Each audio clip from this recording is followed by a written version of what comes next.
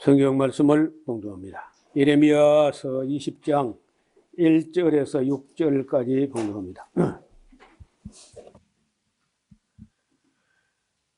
제사장 임멜의 아들 바수울은 여호와의 집 유사장이라. 그가 예레미야의 이 일을 예언함을 들은지라.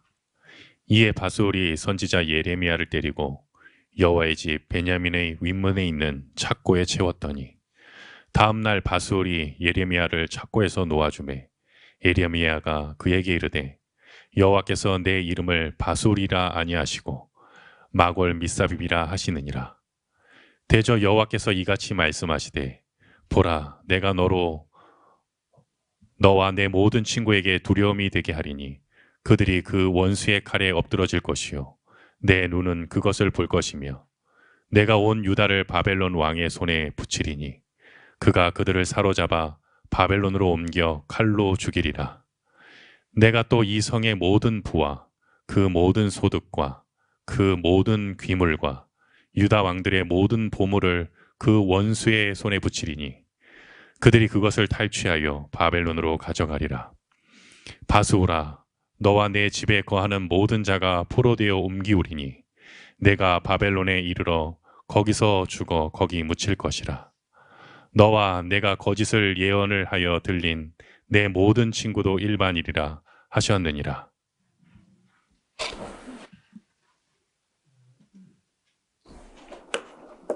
오늘 드리는 말씀의 제목을 조금 바꿔야 되겠다는 생각을 합니다.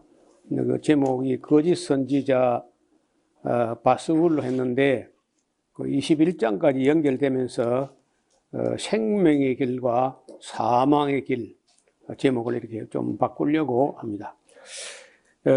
제사장의 아들, 제사장 임멜의 아들 바스훌이라는 사람이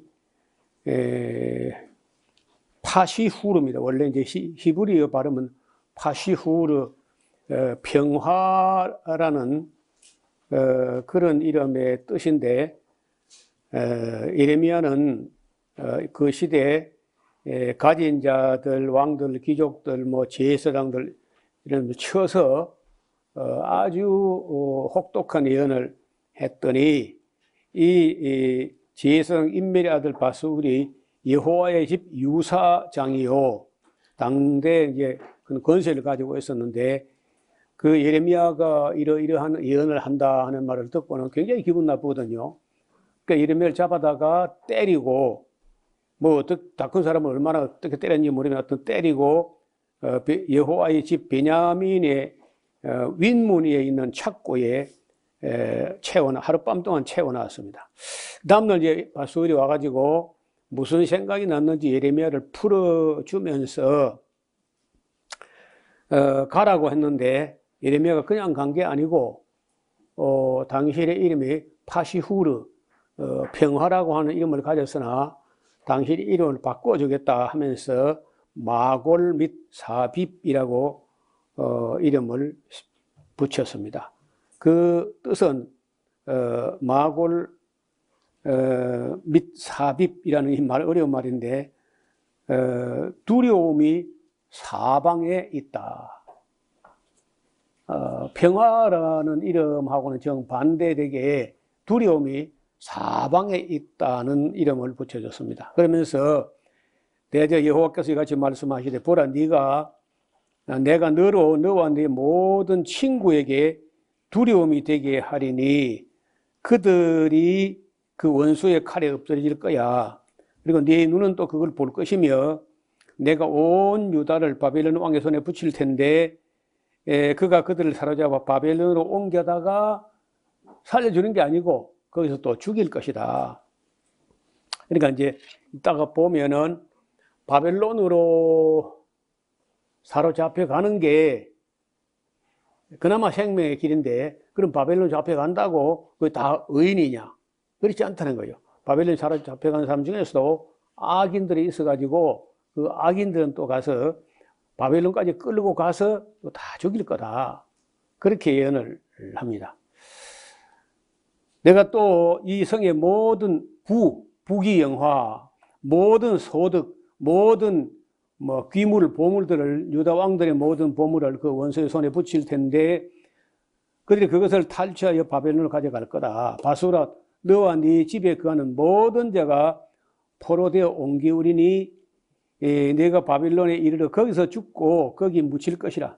너와 네가 거짓 예언을 하여 들린 네 모든 친구도 일반으로 망할 것이다. 이렇게 이제 그 예언을 합니다. 그러니까 뭐 예레미야를 보고 욱박지르거나 때리거나 착고에 가두거나 한다 해가지고 예레미야가 위축되는 게 아니라 더 강하게 더 무시무시한 예언을 합니다. 그래 예레미야가 다시 이제 하나님께 기도를 드리는데 여호와여 주께서 나를 권유하심으로 내가 그 권유를 받아 싸우며 주께서 나보다 강하사 이기셨으므로 내가 조롱거리가 되니 사람마다 종일토록 나를 조롱하나이다. 대저 내가 말할 때마다 외치며 강포와 멸망을 부르짖으니 오니 여호와의 말씀으로 하여 내가 종일토록 치욕과 모욕거리가 됨이니이다. 그러니까 뭐 예레미야가 뭐 외로운 정도가 아니라 모욕을 당하고 조롱을 당하고 종일 그렇게 하고 때로는 얻어맞고 하룻밤을 착고에 처해서 지내고 그렇게 합니다. 내가 다시는 여호와를 선포하지 아니하며 그 이름으로 말하지 아니하라 하면 나의 중심이 불붙는 것 같아서 골수에 사무치니까 답답하여 견딜 수 없나이다. 뭐 말할 때마다 이제 조롱을 당하고 구박을 당하고 얻어맞고 하니까 다시는 내가 여호와 이름으로 말씀 선포하지 아니하리라 하고 입을 닫아버리면 또 속에서 불이 올라와서 사무쳐서 견딜 수가 없다는 거예요. 나는 무리의 비방과 사방의 두려움을 들었나이다. 그들이 이르기를 고소하라, 우리도 고소하리라 하오며 나의 친한 벗도 나의 타락하기를 기다리며 피차 이르기를 그가 혹시 유혹을 받으리니 우리가 그를 이기어 우리 원수를 갚자 하나이다. 그러하오나 여호와는 두려운 용사 같으시며 나와 함께 하시는 거로 나를 박해하는 자가 넘어지고 이기지 못할 것이오며 그들은 지혜롭게 행치 못함으로 큰 수욕을 당하오리니 그 수욕은 영영이 잊지 못할 것임이니이다. 의인을 시험하사 그 폐우와 심령을 보시는 만군의 여호와여 나의 사정을 주께 아뢰어사온즉 주께서 그들에게 보수하심을 나로 보게 하옵소서. 여호와께 노래하라. 너희는 여호와를 찬양하라. 가난한 자의 생명을 행악자의 손에서 구원하셨습니다. 모델도 우리 잠깐 본 대로 예레미야가 저주하는 기도를 하는 걸 우리가 오전에 봤지 않습니까? 지금 오후에도 마찬가지인데 하나님께 뭐 일정 부분은 원망 같기도 하고 투정을 부리는 것 같기도 하고 그렇게 합니다. 그래도 예레미야의 아픈 탄식은 끊이지 아니하는데 14절 이하는요 혼자 탄식일 수도 있고 무슨 넋두리 같은 얘기를 하는데 그냥 내 생일이 저주를 받았더라면 나의 어머니가 나를 생산한 날이 복이 없었더라면 어땠을까? 나의 아비에게 소식을 전하여 이건 네가 생남하였다 하여 아비를 즐겁하던 자가 저주를 받았다면 그 사람은 여호와께서 회파하시고 후회치 아니한 성읍같이 되었더라면 그리고 아침에는 부르짖는 소리 낮에는 떠드는 소리를 듣게 하였다면 그 아침에 부르짖다가 낮에 떠들면 죽었다는 소식이 그렇게 뭐 어릴 때 예레미야가 자기가 죽어버렸으면 얼마나 좋을 뻔했는가. 아니면 더 거슬러서 차라리 내 어머니의 배가 내 무덤이 되었으면 얼마나 좋을 뻔했는가. 예레미야가 얼마나 괴로우면은 그렇게까지 하겠어요. 사실은 이거 하나님을 원망하는 건 아닌 것 같지만 사실은요 하나님을 원망하는 거예요. 태어나게 하신 분 하나님인데 자기 생일을 저주하고 그러면 어쩌자는 거예요. 이는 그가 이렇게 된 것은 그가 하나님께서 나를 태에서 그냥 죽이지 아니하시고 나의 어머니로 내 무덤이 되게 아니하셔가지고 그 배로 항상 부르게 하지 아니하셨는 거라. 어찌하여 내가 태에서 나와서 고생과 슬픔을 보며 나의 나를 수욕으로 보내야 하는가 하고 장탄식을 합니다. 그럴 때에 하나님께서는 시드기야 왕이 말기야의 아들 바수훌, 이 바수훌 다른 그 바수훌입니다. 또 그리고 제사장 마세의 아들 스바냐를 우리가 아는 예언자 스바냐가 아니고 다른 스바냐예요. 보내어 예레미야에게 말하기를 야 바벨론 왕 느부갓네살이 와서 우리를 친다 야 청근대 너는 우리를 여호와께 간구하라. 여태까지 예레미야가 아무리 말해도 안 믿고 거짓 선자 말만 믿던 사람들이 바벨론 왕이 막상 와서 에워싸고 치니까 그때 예레미야를 찾아와가지고 네가 네 하나님 여호와께 우리를 위해서 간구하라. 여호와께서 혹시가 뭐예요? 혹시가 그 모든 기사로 우리를 도와 행하시면 그가 우리를 떠나가리라 하던 그때에 여호와께서 예레미야에게 말씀이 임합니다. 예레미야가 그들에게 대답하여 가로되 너희는 너희 왕 시드기야에 가서 그렇게 말해라.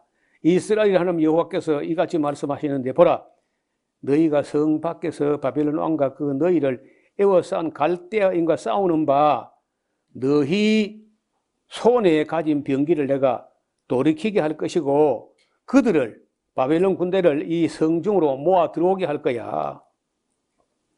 내가 강한 손과 편팔함 한번 그걸 말하는데 내가 든 손과 강한 팔과 곧 노와 분과 대노로 친히 너희를 칠 것이며 내가 또 이 성에 거주하는 자를 사람의 짐승이나 다 칠 텐데 그들이 큰 연병에 죽을 것이라 하셨다라. 여호와께서 또 말씀하시되 그 후에 내가 유다 왕 시드기야와 그 신하들과 백성과 그 및 이 성읍의 연병과 칼과 기근에서 남은 자를 바빌론 느부갓네살의 손에 붙여서 그 대적의 손과 그 생명을 찾는 자들의 손에 붙이는데 그가 칼날로 그들을 치되 아끼지 아니하며 긍휼히 여기지 아니하며 불쌍히 여기지 아니하고 아니하리라 하셨느니라. 그러면서 여호와께서 가라사대 야 너는 말이야 이 백성에게 여호와께서 이같이 말씀하신다고 해라. 보라 내가 너희 앞에 생명의 길과 사망의 길 그 줄을 꺼내요. 생명의 길과 사망의 길 두 가지 길을 놔두었다. 그럼 무슨 길이 생명의 길이냐? 이 성에 거주하여 남아있기로 생각하는 자는 칼과 기근과 연병에 죽으려니와 너희를 에워싼 갈대아인에게 나가서 항복하는 자는 살리니 그의 생명을 노량물 얻은 것 같이 얻게 될 것이다. 나 여호와가 말하노라 내가 나의 얼굴을 이 성으로 향하면 복을 주기 위한 게 아니야. 화를 내리려고 하는 거야. 이 성이 바벨론 왕의 손에 붙임이 될 것이고 그는 그것을 불로 사르게 될 것이다. 588년 BC 588년 10월 10일에 에워쌌어요. 그리고는 이제 이듬해 4월 9일에 그 바벨론 성이 함락되는데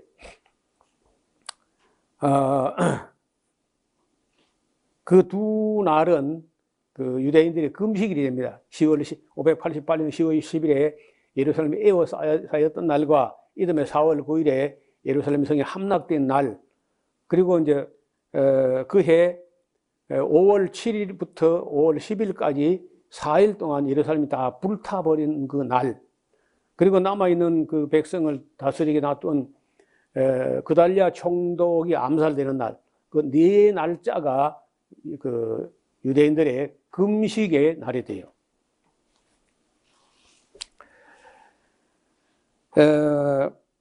그러니까 생명의 길이 뭐냐면 바벨론 포로 잡혀가는 거 사망의 길이 뭐냐 그 예루살렘 성에 남아있기로 고집하는 사람들은 다 죽을 거라는 거예요.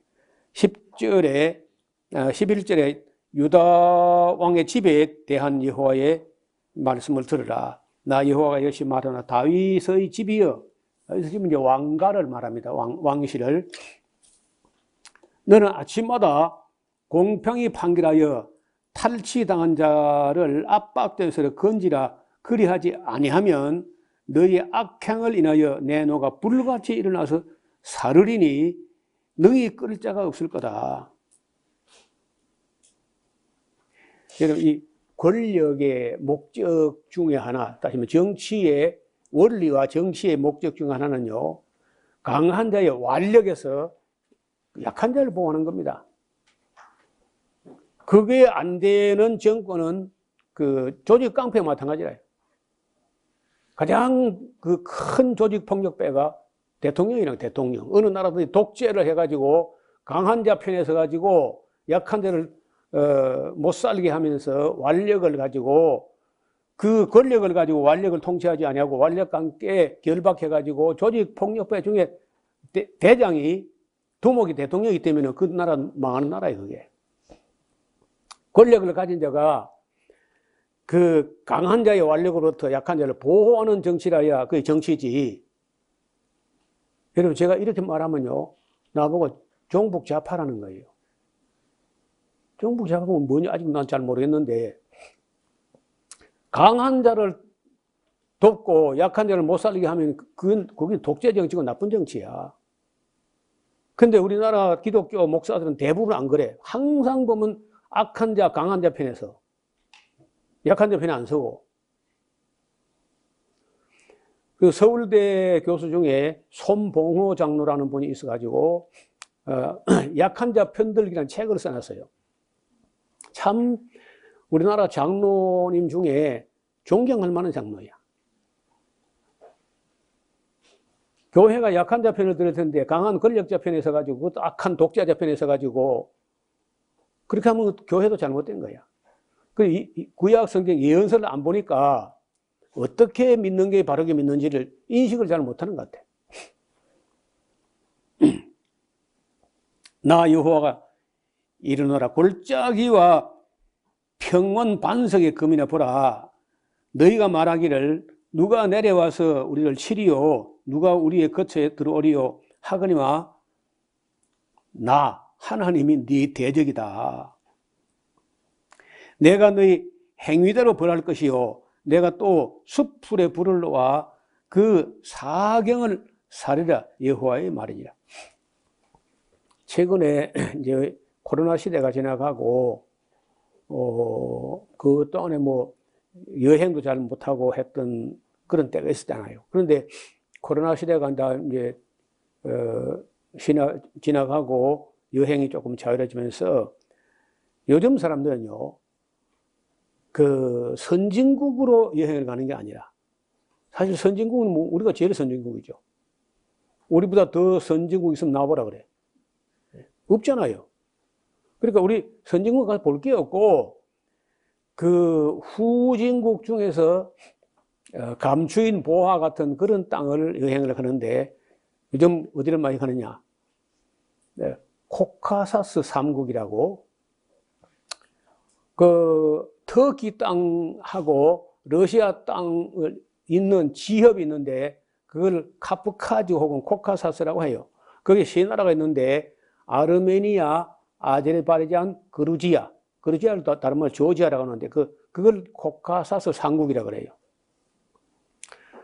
대체로 뭐 잘 사는 도시도 있지만은 그쪽에 농촌 지역을 이렇게 쭉 혼자서 유튜브 여행을 하는데, 그 젊은 사람이 사진을 찍어서 유튜브를 만들면서 유튜브 수입을 가지고 그렇게 구석구석을 다니면서 여행을 하면서 거기서 본 대로 들은 대로 느낀 대로 이야기도 참 잘해요. 말도 뭐 그 잉글리시 콩글리시 막 섞어가면서 어떻게든 의사소통을 해가지고 그 사람들 대화를 하면서 하는데, 참 내가 볼 때 너무 행복해. 그 사람들이 진짜 행복한 거예요. 아제르바이잔 쪽은 공산주의하고 이슬람교가 만났으니까 못된 건 다 만났어. 그렇잖아요. 그래도 나름대로 행복하고도 석유도 나오고 그래요. 그 다음에 이제 아르메니아는 기독교 국가인데 맨날 터키에게 짓눌려가지고 어마어마한 학살을 당하고 그렇게 했지만 그래도 또 희망을 가지고 기독교 나라입니다. 아르메니아 정교회 쪽에. 그 그루지아, 조지아라고 한 나라는 얼마 전에 또 러시아로부터 묵사발이 되어 있던 나라인데, 그래도 국민들이 얼마나 행복하게 사는지, 참 순박하고 물가도 싸고, 그 한국 사람들이 여행하기 전, 그 코카스 산맥이 한 뭐 5,000m 넘는 산맥인데, 그 깊은 산에서 나오는 맑은 물 마시면서 살아가는 정말 행복해요. 제가 그 영상 하나를 에스라스 홈페이지에 올려놨으니까 틈나고 한번 봐요. 조지아 혹은 그루지아라고 하는 곳인데 그쪽으로 한국 사람이 얼마나 많이 가는지 집에 딱 들어가면요. 호텔에 가든 집에 들어가니 먼저 와인부터 한 잔 내놓고 시작해. 그리고 언제부터 배웠는지 한국 사람이 얼마나 갔는지 건배 그러면서 먼저 끓이는 거예요. 건배라 그러면서. 그 집집마다 전부 다 그 와이너리가 있어. 그 와인 만드는 공장이 집집마다 다 자가용으로 있어가지고 삶이 그냥 어떤 데는요. 그냥 말로 안 해요. 오페라예요, 완전히 삶이. 노래로서 대답하고 노래로서 질문하고 노래로서 화답을 하고 그리고 춤추고 뭐 발전 같은 거 경쟁 같은 거 그 염두도 없는 것 같아. 그렇게 그냥 천진난만하게 살아가는 그런 모습을 봤습니다. 여러분 우리가 1차 산업, 2차, 3차 산업, 4차 산업 시대에 오니까 우리나라는 직장을 잃어버리고 올 데 갈 데가 없고 어떤 분이 말하기를 도시화가 된 공업사, 산업사회는 마치 도시라는 진공청소기를 가지고 농촌 사람을 싹 빨아들여 가버린다. 그래가지고 잘 살게 하는 게 아니고 전부 도시 노예로 만들어가지고 못 살게 만들어버린다. 그 마틴 하이데거가 하는 말이에요, 그게. 그리고 그 진공청소기에 빨리 들어가지 마. 도시라고 하는 진공청소기에 농촌에 그 어리석은 사람들이 다 빨려 들어가서 콘크리트에 갇혀가지고 답답하니까 토요일, 주일 막 그 부산에서 이리 지리산 쪽으로 올라오는 거 봐요. 마치 엑소더스처럼 출애굽처럼 막 올라오는 거예요. 그건 못 살겠거든, 그 가보니까. 근데 그런 것도 모르고 희망을 가지고 뭘 만들어 본다는데 그 오래 못 갑니다. 그리고 그 안 좋은 공기 마시면서 폐암 걸려가면서 얼마나 비참한 삶을 살고 있는데, 우리가 뭐 비록 소득이 많지 않고 할지라도 우리는요, 필요한 거 좋은 거 다 누리잖아. 이제 좀 이따 이제 봄철이 와서 꽃이 피고 벌레박이 나르고 벌을 길러야 돼. 벌이 있어야 되는데. 네. 그래서 그 코카사스 3국에 대해서 한번 여러분 관심을 가지고 한번 보시면 좋겠고, 그래서 뭐 제가 건강하고 여러분도 여유가 생기면은 조금씩 저축을 했다가 그 코카사스 쪽으로 한번 가봤으면 좋겠다. 어떤 장로님이 그거 한번 갔다 왔다 나보고 꼭 가보라고 부탁을 하더라고. 나는 지리산이 최고인 줄 알았는데 그거 더 좋더라고 보니까. 정말 아름다운, 한 5,000m 되니까 이 산이 참 볼만해요. 지리산 크다 했는데 지리산은 아무것도 아니야. 이건 뭐 1950m밖에 안 되니까 이건 뒷동산이고 한 5,000m 되니까 좀 산 같아요. 그 계곡이 진짜 이게 우리 뭐 꼴짝꼴짝 작은 댐을 막아가지고 비가 와도 다 갇혀버리고 물이 경우가 안 들어잖아요. 그래서 그 코카사스 그 큰 산에 있는 그 깊은 큰 그런 계곡에 흐르는 물을 보니까 저게 바로 자연인데 그게 이제 장수촌이에요. 한 90이나 한 100살쯤 되는 할머니가 그 길거리에 가판대 놓고요. 안 보고도 뜨개질을 그냥 기계처럼 안 보고 하는 거예요. 야, 할머니 얼굴에 평화가, 이게 평화다 싶어요. 국경을 넘어가는데, 가판대 놓고 과일 요만큼 펴놓고, 이보다 더 작아. 그거 펴놓고 다 팔아봐 얼마 되겠어요. 그리고 한국 사람은 이리 와라 하든지, 불쌍해 보였는지, 귀엽게 보였는지 오더니요, 과일을 주섬주섬 싸는 거야. 그리고 강제 판매하려고 하는 거다. 하고 가슴이 두근두근 하는 거 또 얼마나 내려갈까 싶어가지고, 이걸 어떻게 거들어야 되나 염려하는데, 그냥 준다는 거예요. 그래, 안 받는다니까 또 하나 더 넣어가지고, 그럼 가져가라, 이렇게. 그래, 안 받는 거 또 하나 더 넣어가지고. 그래가지고, 이 사람은 한국 사람 가서 이걸 어떻게 그 할머니, 불쌍한 할머니 걸 그냥 가져가나 싶어가지고, 나와서, 억지로 돈을 갖다 내밀니까 화를 내는 거예요, 할머니가. 그래서 참 그 인심을 볼 때, 아직도 저기는 자본주의에 돈독이 안 들었다, 사람들이. 참, 그래 사람이 저렇게 사는 게 그 평화로운 삶이다 그런 생각이 드는 거예요. 한번 시간 내 가지고 코카사스 한 3시간 걸릴 거 다 보려면요. 몇 개월 올려놔서 한번 보시면은 전혀 뭐 그래 인터넷도 안 되고 컴퓨터도 잘 안 되고 그렇지만은 휴대폰은 되더라고 그것도 보니까. 그래서 그렇게 사는 게 저게 행복이지. 한국의 뭐 이 편리하고 뭐 디지털 문화가 되었다 해가지고 이게 우리에게 행복 주는 게 아니라는 생각이 들었습니다. 그리고 진실, 정말 진실과 진리를 우리가 알고 또 영원한 소망까지 연결된 그런 삶을 살 수 있다면은 족하지 아니한가 하는 생각을 합니다. 앞으로도 우리가 만나볼 거짓 선자가 몇 사람 더 있는데, 첫째, 오늘 이제 바스후를 봤고요. 제사장의 아들이니까 제사장이야. 인멜의 아들. 그 다음에 조금 이따 하나냐라고 하는 아주 못된 사람이에요.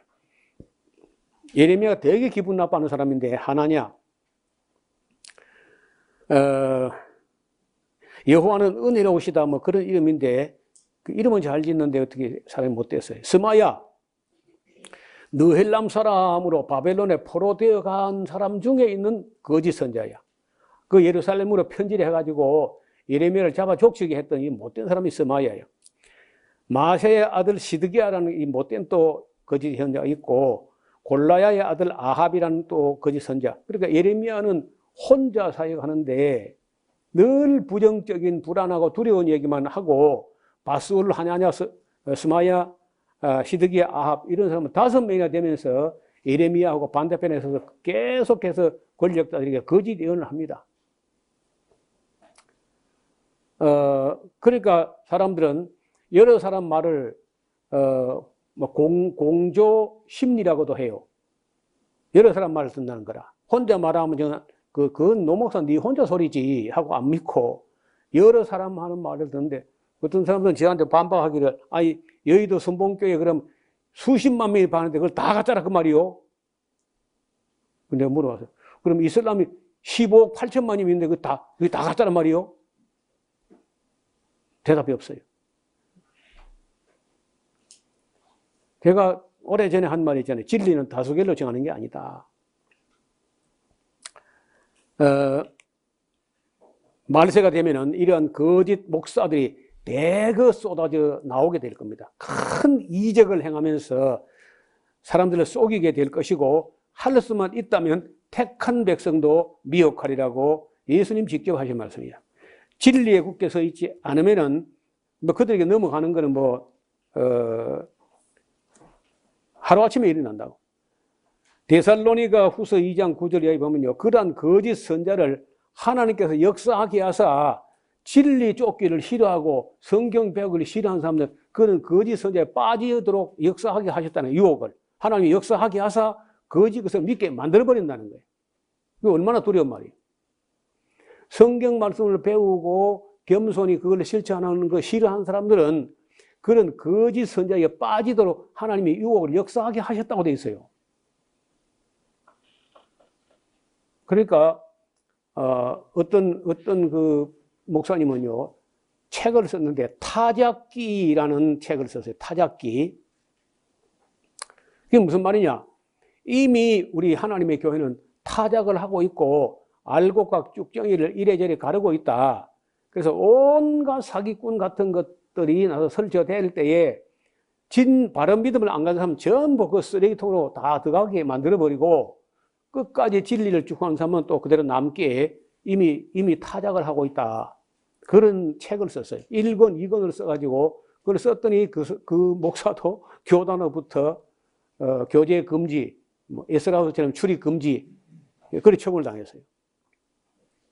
그 내용이 상당히 충실한데 기성교회 목사들 들으면 질겁을 할 얘기가 기록되어 있어요. 어려운 시대입니다. 여기 거짓 선자 파시후르라는 바스후를 제사장 인멜의 아들이면서 여호와의 집 유사장인데 그래. 그 지도자는요, 좌로나 우로나 치우치지 않고 일절 중립에 서 있어야 하는데 그게 쉽지가 않습니다. 나는 중도에 서 있으려고 중립지에서 조금 앞으로 진보 쪽으로 조금 나가 있는데 자기들이 모두가 다른 목사들이 너무 극우 편에 서 있기 때문에 내가 자기들 보내 중간에 있는 것도 좌측으로 보이는 거예요. 그래서 나보고 좌파라, 종북 좌파라는 거예요.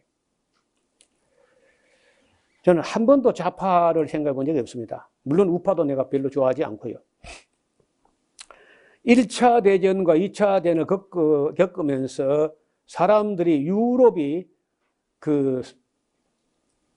한 20년 동안에 유럽이 그냥 그때까지 쌓아놓은 모든 걸 스스로 다 파괴하는 모습을 지켜보았던 철학자들이 있습니다. 그래서 프리드리히 빌헬름 닐체라고 하는 신은 죽었다는 그 사람이 한 말은요, 유럽은 거대한 정신병원이다. 그렇게 표현했어요. 유럽 전체가 거대한 정신병원, 다 미친놈들은 전부 다. 그리고 히틀러 그 미친놈이 전부 다. 또 히틀러 맞춰 싸우는 사람들 다 전부 다 자기들이 싸우는 건 스스로 나는 네 집 때려 부수고 너는 내 집 때려 부수고. 괜찮아요? 우리는 북한 때려서 북한 남한 때려 부수고 괜찮을까? 그게 미친놈들이죠. 또 제가 가끔 언급하는 마틴 하이데거라는 사람은 인류는 이성이 지배하는 게 아니고 탐욕의 광기가 지배하고 있는 세상이다. 탐욕의 광기. 전혀 정신 차린 맑은 이성을 가지고 세상을 다스리는 사람은 없고 다 탐욕의 광기에 미친 사람들 전부 다. 그게 일부 맞는 말이죠. 지금은 교회 안팎에서 거짓 선자들이 예레미야 때는 뭐 5명 이 정도, 지금은 5명 그런 거 아닙니다. 500명, 5,000명, 5만 명 이런 수준이에요. 거짓 선자 이렇게 많아. 제가 어디서 옛날에 강의한 것 중에 이런 거는 교회가 아니고 교회 비슷하게 만들어 교회 놀이하고 있는 거다 했더니 어떤 분이 그 댓글을 쓰기를 목사님 진짜 맞아요. 교회 놀이하는 거 맞아요. 그러면서 어떤 목사가 이제 교회를 개척했는데 아무리 해도 부흥이 안 되고 성장이 안 되고 막 몸부림쳐도 안 되고 전도가 안 되고 이래 하니까 40일 금식 기도를 하면은 부흥될란가 하고는 40일 금식 기도 하다가 40대 젊은 목사가 27일 만에 돌아가셨거든요. 저는 안 되는 데서 인생을 허비할 게 아니고 안 되면 안 되는 걸로 하고 되는 데 가서 일해야 했나 봐요. 되는 데 가서. 안 되는 데서 일할 게 아니라 되는 데 가서 일이 되는 데 일하자. 이따가 제가 말씀 마친 후에 광고 시간에 비행 소식을 영상으로 영상 편지가 와서 여러분에게 전하려고 합니다. 그래서 우리가 좀 비행 쪽을 조금 더 될 때, 그건 지금 가난하기 때문에 좀 선교가 되는 곳이니까 되는 곳에 우리 정성과 애정을 쏟아부어야 되지 않겠나 그런 생각을 합니다. 아까 말씀드린 대로 유대인들 중에 나라가 망할 때 망하는 이유 중에 하나가 거짓 선자 때문에 망합니다. 그런 5명의 거짓 선자가 예레미야한테 와서 진실을 물어가지고 정말로 그러냐고 파악을 하고 확인해가지고 왕에게 바른 말 했으면은 안 망해도 될 걸. 거짓 선자 때문에 결국 망하는 거예요. 그리고 수적으로 하나가 말하는 것 갖고는 잘 안 돼. 5명, 10명, 뭐 100명 하는 게 이긴다고. 그래서 예레미야가 진실하지 않아서 지는 게 아니라 예레미야가 진실해도 거짓 선자가 너무 많으니까, 그리고 거짓 선자 잘 되고 평안하고 바벨론에 오지 않는다고 하니까 믿어야 할 걸 믿는 게 아니고 믿고 싶은 걸 믿는 쪽으로 가버린다고. 그래서 결국 망해버리는 거예요, 나라가. 예,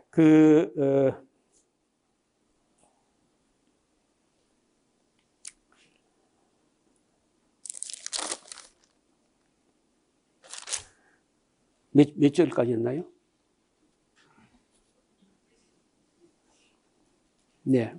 대충 다 말씀을 드렸죠. 그러니까, 예? 22장 다음 시간에 우리가 볼 테니까 읽어 오시면은 함께 나누겠습니다. 이 뒤로는 이제 뭐 바로 예루살렘 멸망까지 막 곧은 길로 갈 것이기 때문에 조금 빠르게 진도가 나갈 것 같습니다. 기도드리겠습니다. 아버지 하나님, 예레미야서에 있는 말씀들은 하나님께서 평상시에 하는 말씀이 아니고 비상시에 우리 상상도 못할 말씀들을 하셨습니다. 예레미야를 보고 결혼도 하지 말라고 하신 거라든지 바벨론의 포로 잡혀가는 게 생명길이라는 것은 누가 믿을 수 있었겠습니까? 그러나 그래도 예레미야의 말 듣고 바벨론의 포로 갔던 사람들 중에 그래도 특수교회를 받고 다시 예루살렘 돌아오게 되는 것도 하나님 말씀하신 대로 이루어진 역사를 우리가 보게 됩니다. 아버지 하나님, 오늘날도 진실을 찾는 자가 많지 않고 이적과 표적을 따라가면서 성경 배우기를 즐거워하지 않는 사람들이 너무 많습니다. 그리고 거짓 방언에 휘둘리고 거짓 선자에게 넘어가는 사람들이 너무 많아서 돌이키기가 어려운 데까지 와 있습니다. 우리나라만 그런 게 아니고 온 세상 기독교가 거의 다 그 모양으로 변질되었습니다. 하나님께서 우리에게 지혜와 분별력을 주사 헛된 걸 따라가지 않도록 명철을 더하여 주옵소서. 예수님 이름으로 기도드리옵나이다. 아멘.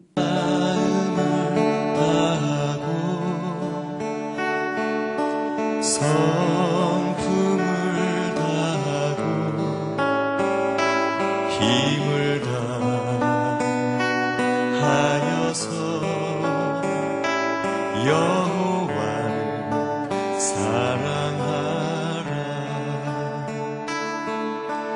내게 준 계명을 마음에 새기고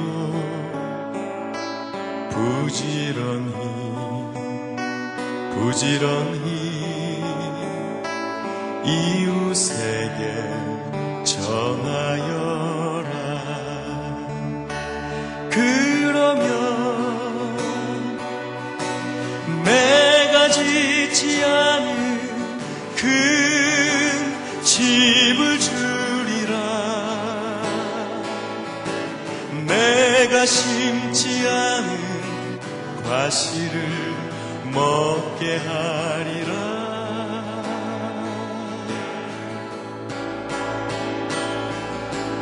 그러나 한 가지 잊지는 말아라. 죄인 된 우리를 구원하신 여호와